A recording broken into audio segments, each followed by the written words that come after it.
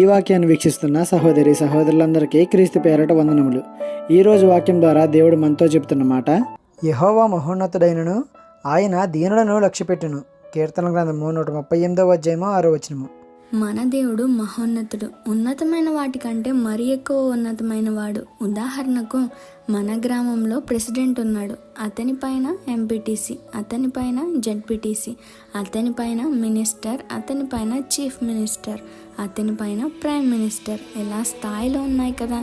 ఇప్పుడు పిఎం స్థాయిలో ఉన్నవాడికి ప్రెసిడెంట్ ఎలా కనిపిస్తాడు ఒకసారి ఆలోచించండి. ప్రెసిడెంట్ ఆ ఊరికి గొప్ప, పిఎం ఆ దేశానికి గొప్ప. ఉన్నతమైన దానికి మహా ఉన్నతమైన దానికి తేడా ఇదే.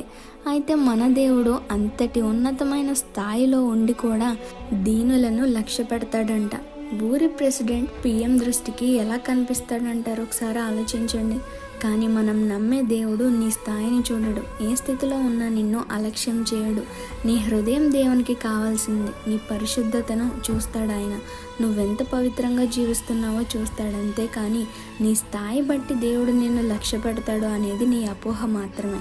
ఈ చిన్న సువార్త పరిచర్యలో మీ సహోదరులు. God bless you. ఆమేన్.